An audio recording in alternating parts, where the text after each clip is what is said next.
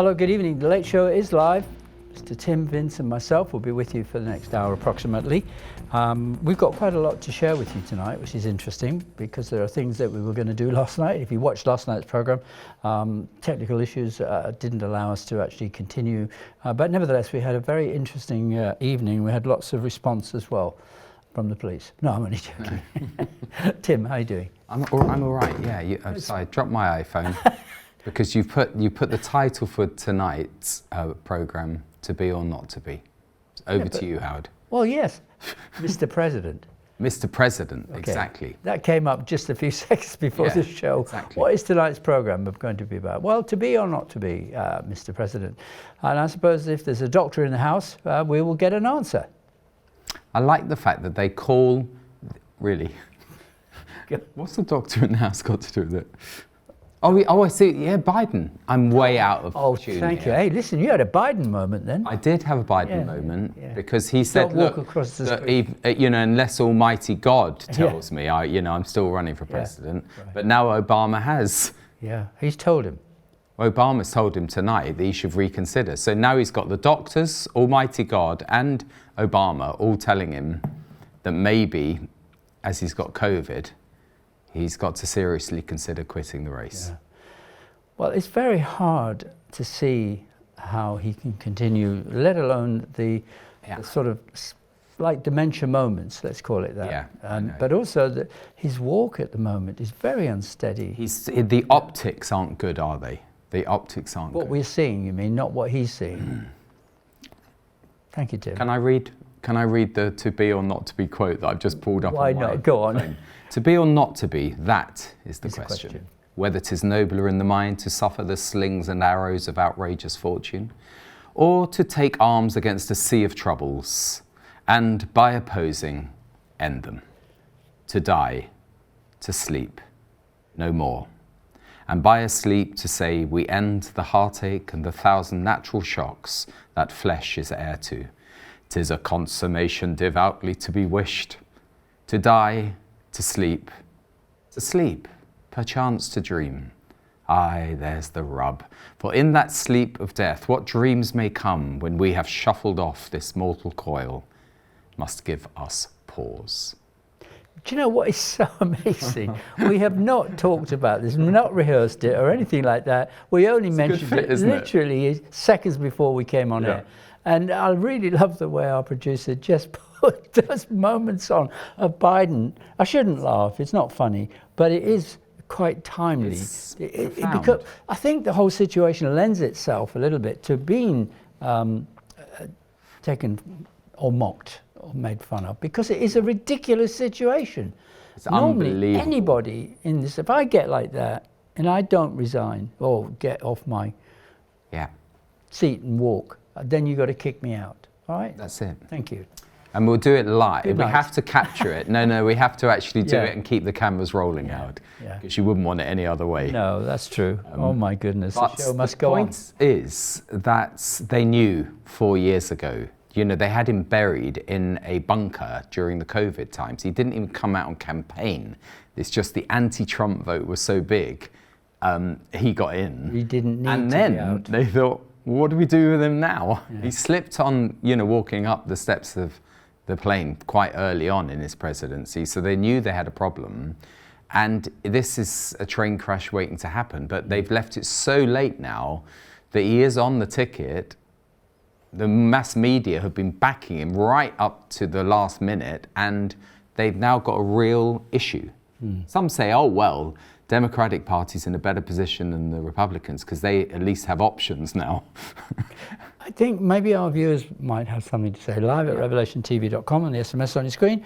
Let's hear from you. What do you think will happen, and why will it happen the way that you think it's going to happen? Give us some background as to what your thoughts are and what the outcome is going to be for Biden.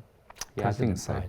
I think so. I prophesied about 3 hours ago, before I heard about Obama, that I think Biden's going to. Doesn't take much of a prophet, does it, really? To actually... I'll try and keep safe on that one. Okay. He's not going to make it. There are some scriptures that I'd like to share. We just got to find them again.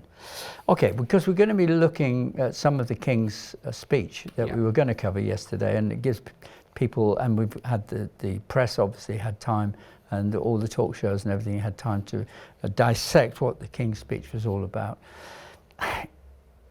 I'm not sure I really enjoy all the pomp and ceremony, and I'm not even sure when I look at it that the King and the Queen really actually enjoy all this. I agree. It comes across when you see Charlie Boy, sorry, did I say that about our monarch, and Queen Camilla, the third person in the marriage. Did I say that? Sorry. It comes across as though, yes, he's reluctantly sort of shuffling along the carpets. He doesn't really believe in the pageantry. He would like to modernise. He's been saying it for years. But of course, he's got to do it for a while. I don't think Starmer believes in it. 90 peers, you know, the hereditary peers are going to be out this session of Parliament. That's the end of that part. So there's only one more layer left after you've taken all the aristocrats out, is the King himself. And I remember many years ago when they were going to the theatre late one night and there was a riot and the police didn't barricade it properly and they surrounded his Rolls Royce and smashed his front window. Camilla was in there as well. They were going to the Covent Garden.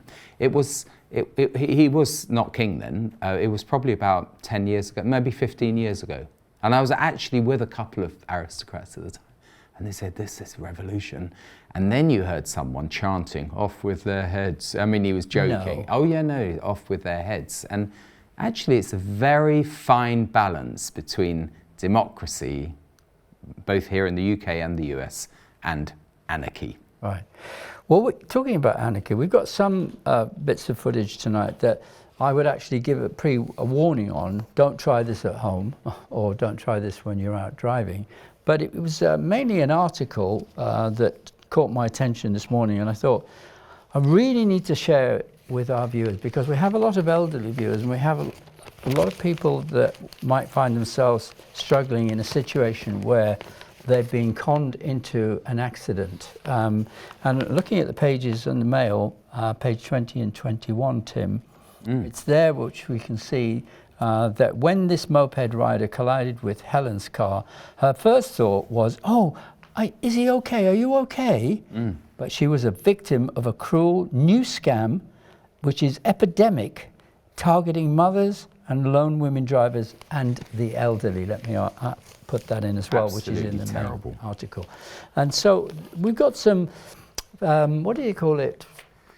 It's a compilation of the photo footage that we're going to be looking at is a compilation of people's cam footage. Yeah, dash cams. Dash exactly. cam. That's the word I was looking for. Where basically they're fake accidents, so they can claim money. But this is so easy to happen to you. And I've had someone up my, I was going to say rear end, in my car, really close, almost touching my bumper, and now I know if I could be heading for someone closing in on me to actually perform what looked like an accident, and they're going to be claiming huge amounts of money. This is a huge new scam that has gone, I suppose,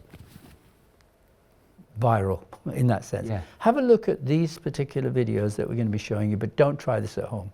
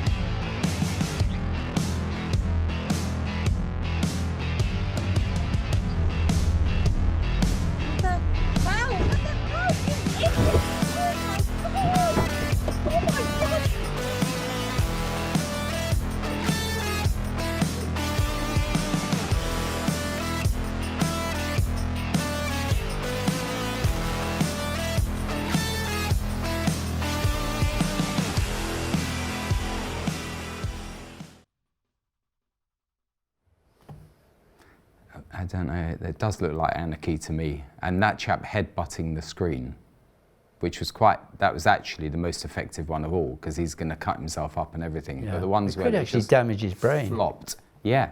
But this is the length to which people are going to. Yeah. And as we saw in the newspaper article as well.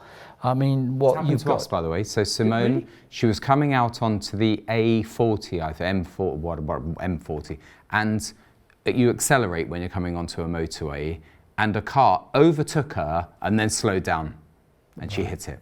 And actually wrote off. We had a little A2 Audi, and she wrote off her beloved Audi A2, and it was a complete scam. And it affected the the insurance. The insurance renewals and everything like that. And we lost the car. And this is what happened to one of these particular people, the fell victim that's mentioned in the newspaper today.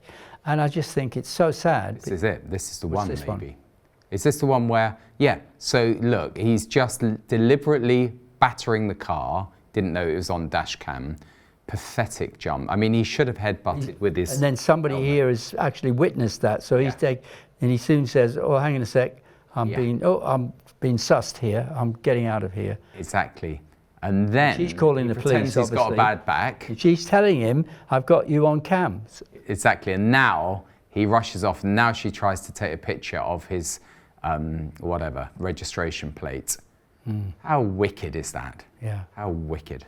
Yeah, the world's full of shysters and people that really want to take money and make money, but it does cause you to have a much higher insurance premium the next time round. Exactly, everyone has so maybe it's a good idea to have a dash cam. Yeah, I mean, the first thing I said, Howard, when I saw this footage with you before the show is, where did we go wrong? We're missing a trick here. Yeah, but the world is getting more and more wicked in its ways, and it's really sad because it's picking on the elderly, the vulnerable, women who have children as well, because the first thing you want to do is make sure the children are okay. You think it's genuine and you're stopping, are you okay? I mean, the dear lady on the one in the newspaper says, are you okay? You're right. And he's totally set up. And they can work in pairs, so be careful that when somebody's coming up your backside, in that sense, coming up your rear, it doesn't matter which way you put it, it doesn't sound good. You can't, and then you say, well, then I won't go into it. I don't do it as well as you, Howard. Well, I'm putting it into words. Not a headbanger, that's for sure. But I mean, just awful. Have you been caught in such a way? Please do let us know. And we need to highlight this because we need to protect our viewers who are vulnerable, and especially the elderly. A couple of Biden emails before we go to the King's speech. Yes, why not? Yeah. So, hi both, this is from David. Remember this, the longer Biden stays there, the bigger the chance of Trump getting in.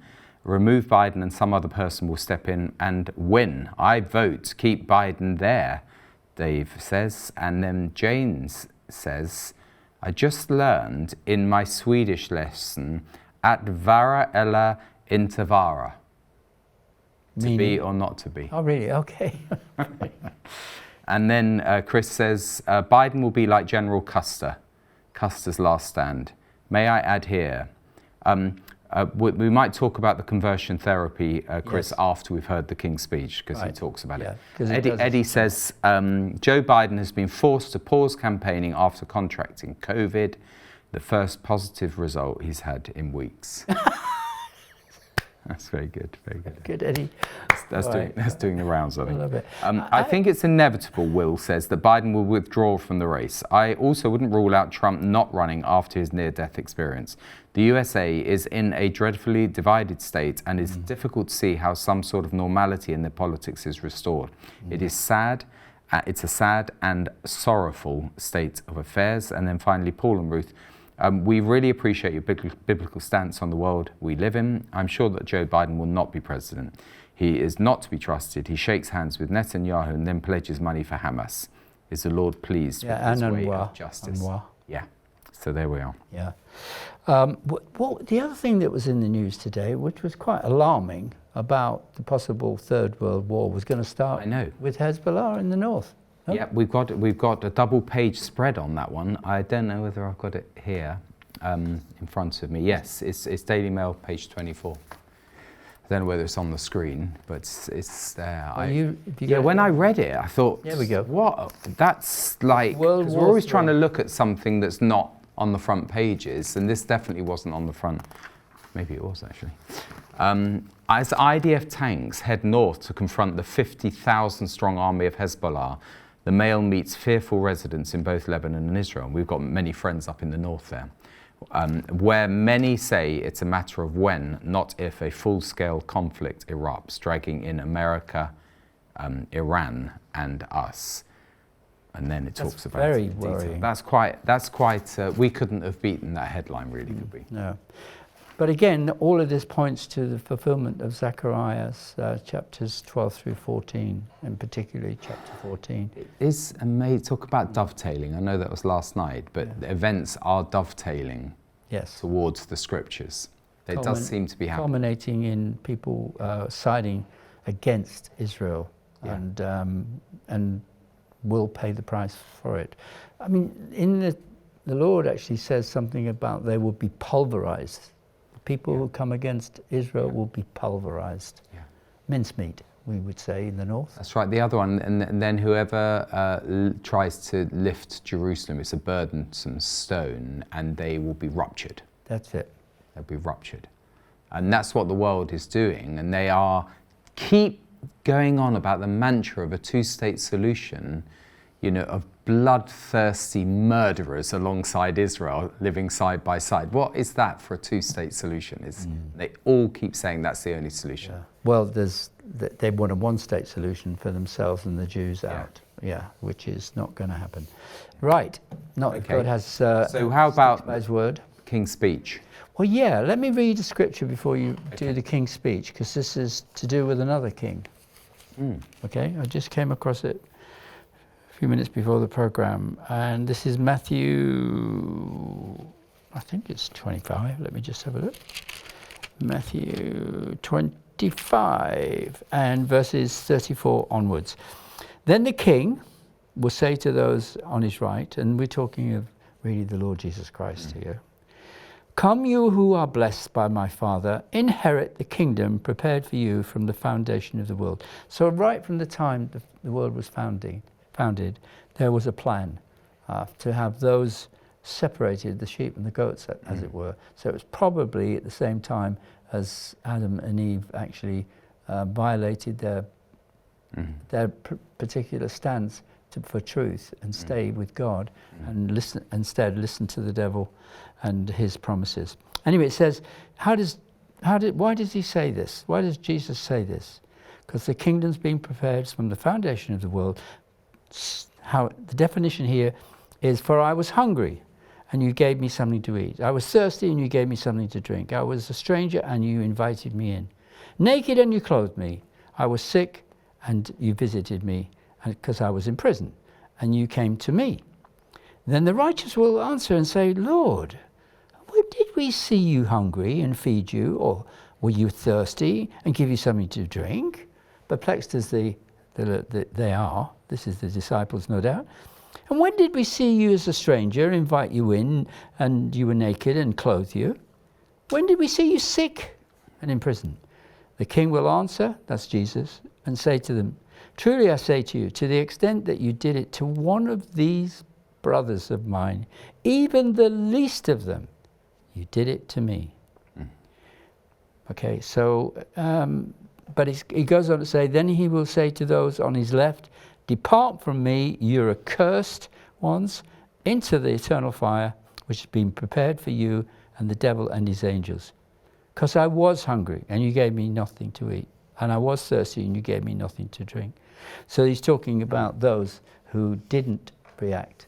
But the fact that somebody, if you're a disciple of Christ, you're recognized to be someone who's ever ready, as it were, to help those least in the kingdom of God. You don't know whether your neighbor, for example, or someone that you know would actually be become a believer or come into the kingdom of God, want to know more about God and Jesus. Exactly. And I have heard an interpretation that is also referring to his brethren, the Jewish people.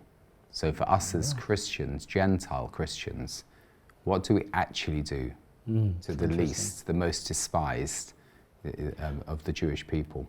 Good point. Yeah, you can see that could easily be applicable to that. Yeah. So the king, bless his heart, is, I think, reluctantly in this position of having to. Well, he's basically stand in behalf. It's a puppet, on a string. Who was that who sang that song? I just remember Tom Jones singing, the New Mexican Puppeteer. All right, was it? Okay, well, maybe one of our viewers will remember. Was it somebody who Sandy Shaw? Okay. I think it was, because it's the sandals. That's what reminded me. I think it was Sandy Shaw. Anyway, let's have a look at. Well, you want to introduce the young next one? New Mexican puppeteer. He saw the people all lived in fear. He didn't know what to do, so he took a bit of string and a shoe or something, and then. But basically, it's a story about politics and how he got everyone to live together or something not in fear. It's quite a good song. I'll try and look that one up as well. Okay, it wasn't the Pied Piper by any chance? Nah, it wasn't that. Okay. All right. First clip. What do you want to introduce? The first clip is the beginning. Yeah. So it's we're going to divide a very good place to start. We're going to divide this up. So if you did watch the King's speech, have a look, and you can come in on a third of the way through. Yeah. Just a few minutes at a time. We're going to actually. So let's, if we can, we don't really want all the pageantry anymore. We just want to hear what did he say. So I don't know whether this first clip has all the pageantry again. Okay, let's go for it then. The speech.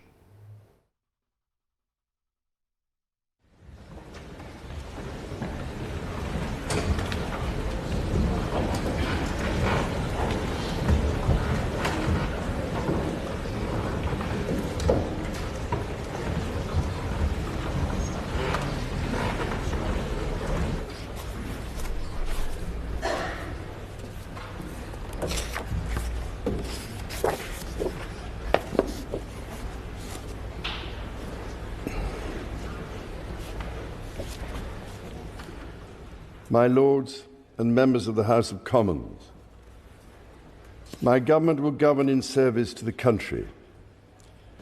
My government's legislative programme will be mission-led and based upon the principles of security, fairness and opportunity for all. Stability will be the cornerstone of my government's economic policy, and every decision will be consistent with its fiscal rules.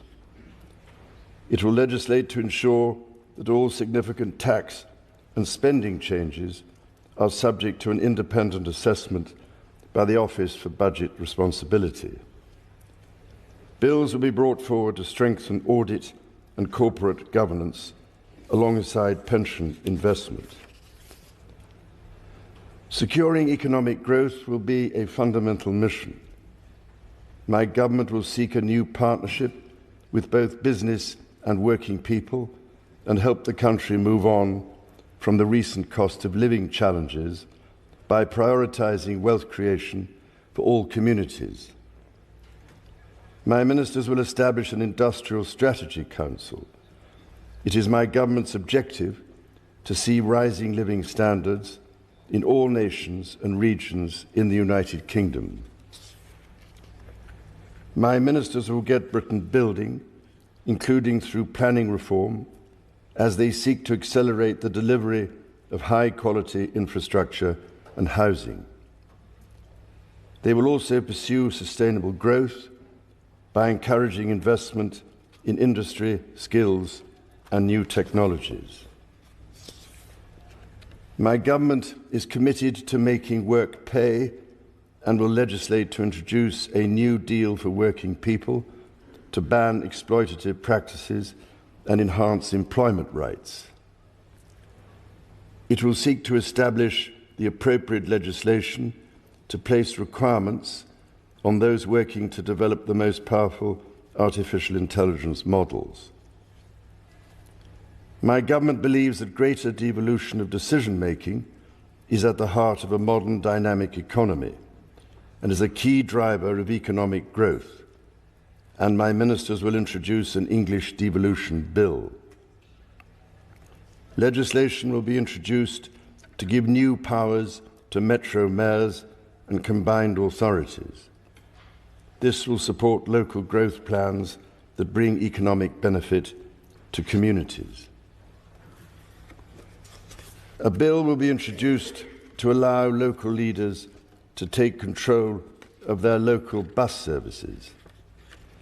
My ministers will bring forward legislation to improve the railways by reforming rail franchising, establishing Great British Railways, and bringing train operators into public ownership. Taken together, these policies will enhance Britain's position as a leading industrial nation and enable the country to take advantage of new opportunities that can promote growth and wealth creation. My government recognises the urgency of the global climate challenge and the new job opportunities that can come from leading the development of the technologies of the future. It is committed to a clean energy transition which will lower energy bills for consumers over time.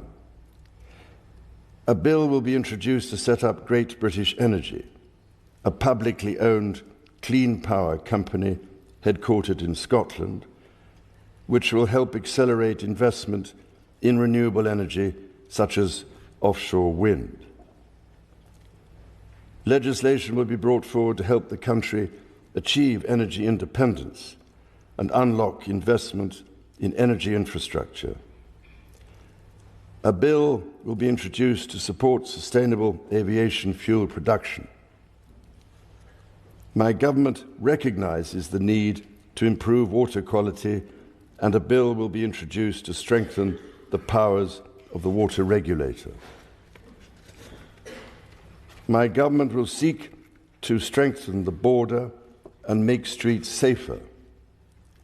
A bill will be introduced to modernise the asylum and immigration system, establishing a new border security command and delivering enhanced counter-terror powers to tackle organised immigration crime.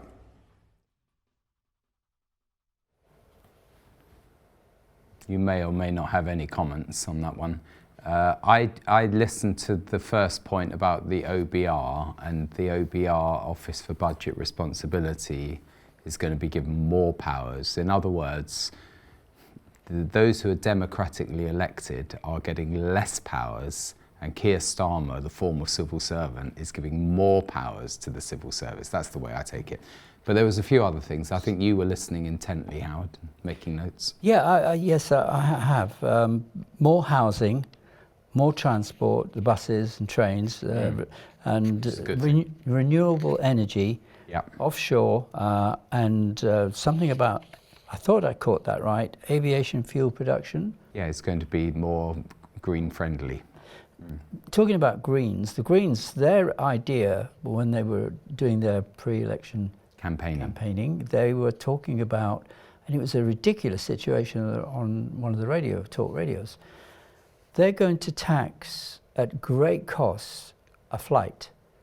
They're thinking that, for example, if you reducing people's ability to actually fly more than 3 times a year or whatever, very, very few times a year, but every time they pass a certain limited number, it could go up to £500 in taxes that they will tax on top of the flight. And you could be leaving the country, going somewhere on holiday or a business trip, and finding when you come back with your 2 or 3 children, you can't even afford to get back on the plane because you're, if you like, it's almost restricting the amount of flights you have. And of course, every time you fly, the bill will be enlarged by this particular tax. Very clever, actually. It's like smoking. They increase the tax to try and, but actually it just taxes you. It never stopped people smoking, increasing the taxes. Right. Banning it was. But it will stop people travelling. Because they do see aviation as a big polluter, you know. So I'm just giving you that an idea. And of course, the water has been polluted, and if they can clean up our rivers and sea coasts, that's a good thing. Yeah, they've got to get to grips by taking back those particular, like water. I believe. And also the trains as well. Yeah, I do believe in it. I honestly don't think our utilities, national infrastructure, should be asset stripped and paid into the pockets. And what they did, asset stripping, isn't just selling it off, it's putting high borrowing on it so that you can cash in as the chief executive and others. And that's all they've done. I know if I outline something, Tim, you'll recognise who I'm talking about, but obviously I'm not going to mention names. No. But I was sent by somebody who used to donate to the channel a particular piece of, the accounts came to me about that particular company which owns a water company in this country. Yeah. And the money that they turned over was in the billions. Exactly. And I was shocked. I know. Just how much money these foreigners were earning from our utilities. Yeah. Some of them are PLCs, basically publicly owned, but when those from abroad can just come in, so they're not even really paying tax in our country, billionaires, and buy lock, stock and barrel, literally all of our, water in a certain region. That can't be right for a country. No. But we to be fair, it's a market, and we gave them the opportunity to do it. Yeah. And when I was asked to go to a meeting just to have dinner, Leslie and I thought we were going to be just there with that particular person. Yeah. And there were so many other people there, and they were talking about which helicopter they'd just bought and which hotel train they'd just bought. And I thought, I just wanted the ground to swallow me up. And I was asked to say a prayer at the meeting. Oh, really? Classic. And he gave me a check. He said, "This is for you, Howard." Yeah. And I said, I don't want anything, and especially praying. Yeah. And he said, "No, this is for you. You work your socks off. It's not for the foundation. It's for you." And I opened it, and I said, "Well, I can't accept this. It's 20,000 euros." And I gave it to the foundation. Yeah. Yeah. Well That helped me with the charity commission because they were investigating to try and find anything. I said, why would I give a cheque for £20,000 that was made out to me to the charity if I was fiddling the books? Anyway, all to say that bottom line is they're earning far too much money and not putting the money back into the whatever it is, the utilities that we've actually let the foreigners have. That's the problem. Yeah. Not built up the infrastructure, just asset stripped. Should we listen to the next segment, if we can bear it, or do you want to go on something else? I'm worth mentioning here. I mean, I'm hearing all sorts of stories about the Minister Rayner. Oh yes. Yeah. Long may she reign, because there is some talk about her being sidelined already, and she's only just got in there. And I could see it in her face, and I really feel sorry for her. She's trying to put on a brave face, but she must feel like she's been sidelined at the moment by the Labour Party. To an extent, that happened to John Prescott as well. So within the Labour Party rules, you vote for both the leader and the deputy leader, and that deputy leader should be the deputy prime minister, which she is. But yeah, it does look. She looks a little bit sad. I totally agree. And I've been watching her, and it's almost she's putting on a little smile here and there, but she's hurting inside. Okay, and I don't blame her. So on a personal level, you can say that. But when we mentioned this, I think on Monday, someone wrote in and said, "Remember that she's calling for a Palestinian state." She's no, I know all of that. Politically, but the thing is, it very just shows you pro-Islam. Yes, I know all of that, but the thing is, when you are expecting something, I know how disappointing it is when all of a sudden you're sidelined. We've got in, we've got the vote, we're in Parliament, but you're just not going to be All I would say seriously. is hell hath no fury. As we started with woman Shakespeare. scored. As we started with Wow. Shakespeare. Well, two other They points. say, "Get thee to a nunnery," and she says, "No, I'm not going there." No. She's changed her dress though. Yeah. Yes, I know. I wonder why. Anyway, pensions and investments are going to be taxed heavily. And that's something that the King's speech dealt with right at the very beginning. When those who have taken particularly private pension schemes throughout their life, and in addition to knowing that they're already funding the state pension, But those of us, fortunately I haven't got one, fortunately those, or unfortunately those who have actually been funding for a private pension, and if it was on a final salary scheme, they will actually be heavily taxed. And that's unfair, because not just going to be continuing with the actual inheritance tax. The tax. way they word it, they're saying, oh, we're going to improve the regulation, we're going to be protecting the investors. It does come down to tax. And I do know, I don't know whether it's in the next section or the third section, but where they said we're going to raise standards in schools, and it all sounds so sweet until you realise, oh, I see, they're going to take Christianity out of schools completely. Yeah, that's it. It's on the cards. And one other little thing there, and then we move on. Housing. We talked about this the other night or the other morning. I can't remember. We're on quite a lot at the moment. In order to just cope with the amount of migrants that are needing housing in one way or the other, we're going to have to build within a 10-minute period that you have 6 or 7 perhaps migrants coming into the country, or at the same time processing the migrants. You need to build that many houses every 10 minutes. Exactly. I just remember the song talking about the green belt. We don't know what we've got till it's gone. You've paved paradise and you put up a parking lot. And then you wait for the urban floods that are going to follow. Because these developers don't care a stuff. They get as many properties down as possible. They don't have gardens, so there's no soakaways, and we're going to have flooding everywhere. And this is what people have found on some of these green belt and even brown belts, because they're on low-lying flood areas, and or there isn't enough drainage as well, because they're already swamped. Oh my goodness. So King Charles, yes, the third, shall we hear the second segment of his speech?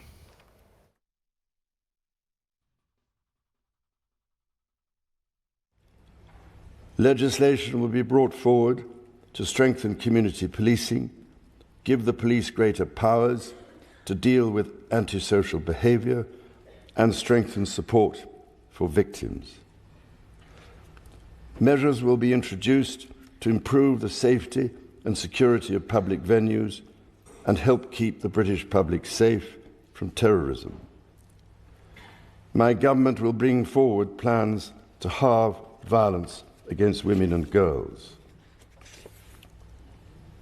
My ministers will seek to raise educational standards and break down barriers to opportunity. Action will be taken to get people back in employment following the impact of the pandemic. A bill will be introduced to raise standards in education and promote children's well-being. Measures will be brought forward to remove the exemption from value-added tax for private school fees, which will enable the funding of 6,500 new teachers. My government will establish Skills England, which will have a new partnership with employers at its heart, and my ministers will reform the apprenticeship levy. Legislation will be introduced to give greater rights and protections to people renting their homes, including ending no-fault evictions and reforming grounds for possession. Draft legislation will be published on leasehold and commonhold reform. A bill will be introduced to establish an independent football regulator to ensure greater sustainability in the game and strengthen protections for fans. My government will improve the National Health Service as a service for all, providing care on the basis of need, regardless of the ability to pay. It will seek to reduce the waiting times, focus on prevention, and improve mental health provision for young people. It will ensure mental health is given the same attention and focus as physical health. My ministers will legislate to modernise the Mental Health Act so it is fit for the 21st century. A bill will be introduced to progressively increase the age at which people can buy cigarettes and impose limits on the sale and marketing of vapes. My ministers will also legislate to restricted advertising of junk food to children, along with the sale of high caffeine energy drinks to children. A draft bill will be brought forward to ban conversion practices. My government will take steps to help rebuild trust and foster respect. Legislation will be brought forward to introduce a duty of candour for public servants. Yeah, I found that quite interesting because in this speech, he started it by saying, my ministers will seek to raise educational standards, break down barriers to opportunity. But then he went back again and says, a bill will be introduced to raise standards in education and promote children's well-being, a children's well-being bill. And I don't know what he means, as it were. I mean, I don't know what King Charles means, but I think I'm always a bit concerned when they say they're going to raise standards. Yeah, which standards? And what is it in lower the standards? Small prints. And the well-being of children is really quite a term, because it may mean that the well-being of parents and the responsibilities of parents to bring up their children and choose a good education for their children will be taken away. That's what I suspect. I don't know whether it was in today's paper that we covered this morning or was it yesterday's, but you've got there where they've got young children with the LGBT covers, all the colours. It's yesterday's news, I know, was it? Howard. And that's the problem. So they're already getting to influence the children at a very young age. Yeah. And the children are innocent in that sense. They don't understand. They've got all these beautiful rainbow colours, you know. Exactly. But I mean, what is their motive to actually take the children at that age and sort of whisper in their ear and educate them about same-sex? You've already mentioned the Pied Piper. So basically, almost the last thing King Charles said in that segment was about conversion therapy. And before it's banned, even mentioning that word, on page 8 of the Daily Mail this morning, it says conversion therapy ban raises fears of prosecution for parents and teachers. A long-delayed ban on conversion therapy is being introduced despite concerns it risks criminalising parents and teachers. That is what it means. And you've got another headline there, haven't you? This is the one. This is what I was talking about, the children. Obviously, if you describe the scene there for me too. Well, you have to look carefully, but that flag, they're carrying a nice colourful flag. But that colourful flag isn't the rainbow, it's all the various elements of the LGBT campaigns, including the T and the Q and other things which they've sort of requisitioned. And there we are, MP's anger after primary pupils pose. Now we talk about coercion therapy being something that's going to be banned. Is that not coercing our children? Totally. Or taking their innocent minds to focus on same-sex relationships? It's a green light from the rainbow flag. Pam writes, shall I read a few emails?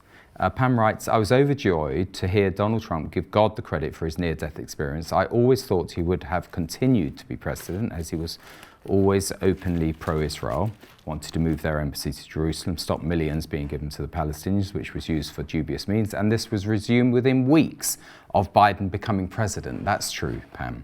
Also, Donald Trump is against the two-state solution, as am I.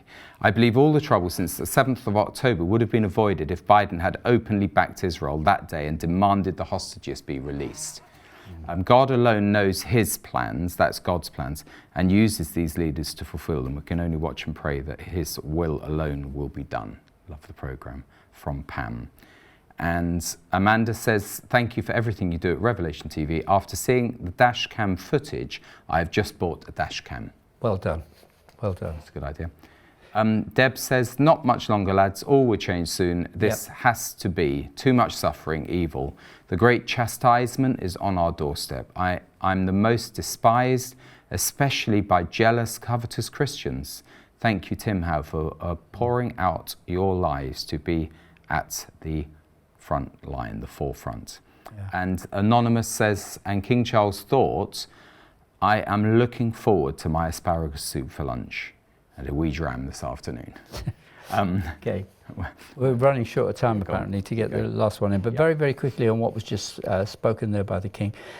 Police are going to have greater powers, but what I heard today, there's some representative of the police force on LGBT, LBC, sorry, was the policeman was actually saying more police are actually leaving because they don't want to do it, and it's just. They're just losing. And they've got basically dash cams and body cams, so everything they do is filmed. But I would say it wouldn't be long before we see troops on the streets, because there won't be the police there to be able to handle it, to handle all the crime. Horrible. And what they do in Spain, I think, is quite good in the sense that they have local police, and then they have the Guardia Civil, which carry guns as well, and there's nobody messing with them. So it's like the local. Yeah, they don't. The youth here are so cheeky to the police, and also the police feel intimidated and don't want to take that risk of being stabbed or anything else. So, and I think several. I don't know the numbers, but it's quite a lot of numbers that are actually perhaps assaulted every day in the police force, and that shouldn't happen. Terrorism, they're going to come against. Well. How much terrorism is practiced or down to Christians? I wonder how many have actually laid out traps or killed people because they're Christians. Tell me, how many? I can't hear. They don't have. Your television doesn't quite work like that yet. No, okay. But it may do soon. Can I read a few more emails just on what you're saying? I mean, Dory says, look, I do believe the OBR usually gets their estimates wrong. That's true. And David says, yes, they want to stop people flying. They'll just clog up our motorways with petrol and diesel cars. It would be no good saying go electric, because sales have plummeted on electric cars. There's nowhere to charge them unless you're just doing it at home. My primary school is closed because 40 years ago it was built on sinking ground. St Mungo in Clackmannanshire. They'd have just followed Jesus' advice. Don't build on sandy ground. Build on rock. Yeah. That's he's talking about faith as well, really. And then concerning children, Debbie says it is as if they are trying to indoctrinate them, just like UNRWA. Yep. And like Hitler did. Okay, clip 3? Yeah, clip 3, so we can get on with it. A bill will be introduced to establish a statutory armed forces commissioner to act as a strong, independent champion for our gallant armed forces and their families. Legislation on race equality will be published in draft to enshrine the full right to equal pay in law. My government will strengthen its work with the devolved governments in Scotland, Wales and Northern Ireland, so that the best outcomes possible are delivered for citizens across the United Kingdom. My ministers will establish a new Council of the Nations and Regions to renew opportunities for the Prime Minister, heads of devolved governments and mayors of combined authorities to collaborate with each other. My government will continue to support the political institutions and devolved government in Northern Ireland.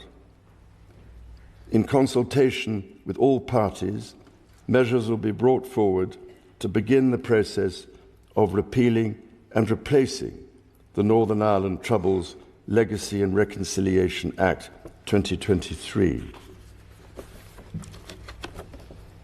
Measures to modernise the Constitution will be introduced, including House of Lords reform, to remove the right of hereditary peers to sit and vote in the Lords. My ministers will strengthen the integrity of elections and encourage wide participation in the democratic process. The government will propose a modernisation committee of the House of Commons, which will be tasked with driving up standards, improving work practices and reforming procedures. My government will ensure a strong defence based on the North Atlantic Treaty Organization's common values of individual liberty, democracy, human rights and the rule of law. Its commitment to NATO will remain unshakable. It will maintain a strong armed forces, including the nuclear deterrent.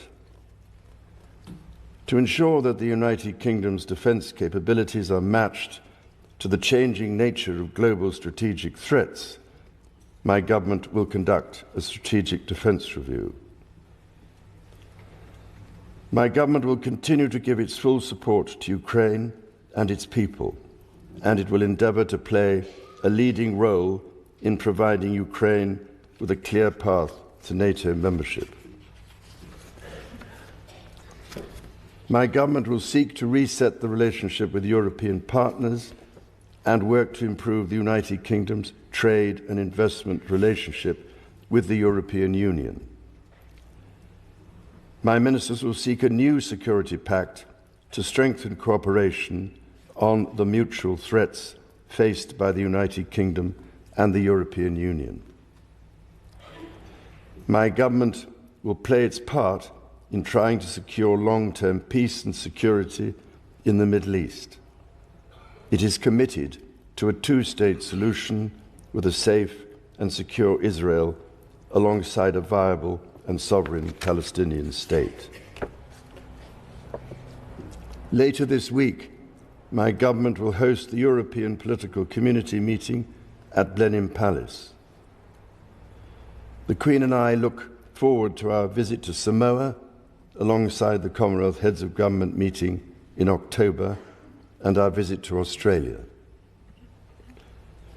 Members of the House of Commons, estimates for the public services will be laid before you. My Lords and members of the House of Commons, other measures will be laid before you. I pray that the blessing of Almighty God may rest upon your councils.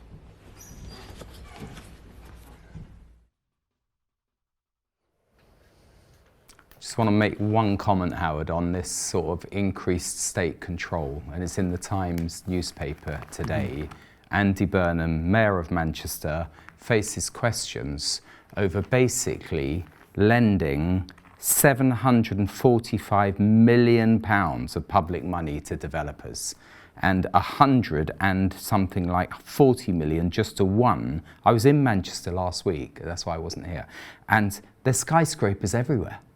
And in Deansgate Square, you know, the highest skyscraper outside London has been built.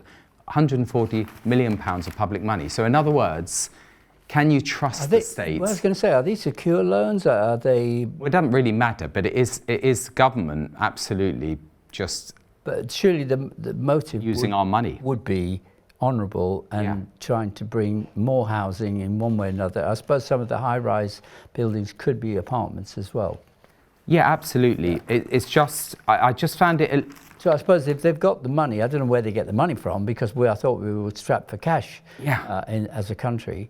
But where do you get the money from? And then the other thing is, how do you distribute that, and how do you safeguard the return of your investment? Okay, one of the criticisms is that they get this money loaned on the basis that they are doing housing affordable homes, and they don't build them.